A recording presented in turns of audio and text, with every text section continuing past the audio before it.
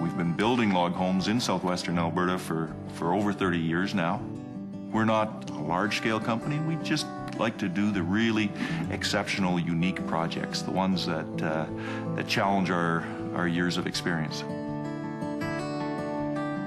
This is one of the ones that has had lots of challenges in building it, and the end result, I think, really shows off well for log construction.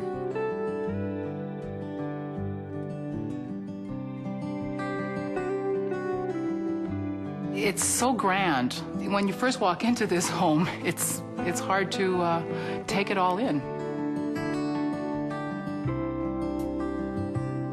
It's rustic, it's very rustic, but yet it still feels luxurious. 26 years after construction began, the beauty of this home remains timeless. Back in the early 80s, when we first got involved, there was hardly any houses in the area. It's an area that has that real Western feel in this part of Alberta, and log construction fits perfectly into that scenario. It was built in several stages. The first stage was about 1.5 years to build. There are aspects that are not fully log, and there are aspects that are fully log, so somewhere around the neighborhood of 6,000 square feet is the size of the residence above basement. Log rafters in the first stage came off the Sarcee Reserve not too far from here.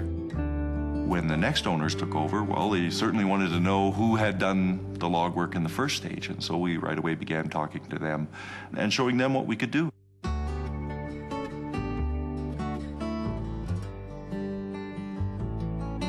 They wanted to expand and bring more ideas into it. We decided that the best timber for the use at that time would be to go with Western red cedar to build the second phase of the house. All of this section is the new part of the home. Here's the foyer, and coming down into the great room.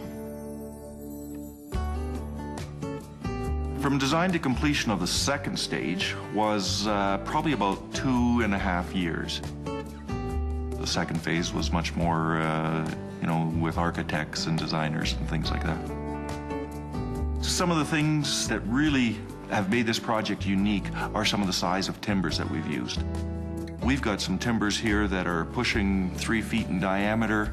Some of the rocks are so big that the only way to handle them and place them were with cranes. I do love a lot of the special features of this home. The in-floor heating throughout, even underneath the hardwood floors, is so cozy. Here we are in this beautiful country kitchen. You can have all your guests help you around this maple countertop.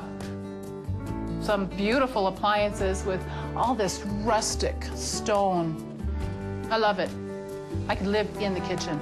In the dining room, just a nice rustic round table with a little lazy Susan. Just feels homey.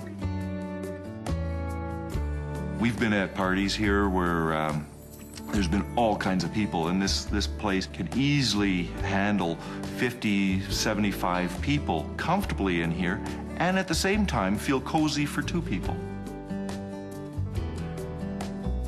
I think this site was chosen because of its privacy. If there was anything lacking, it was brought here.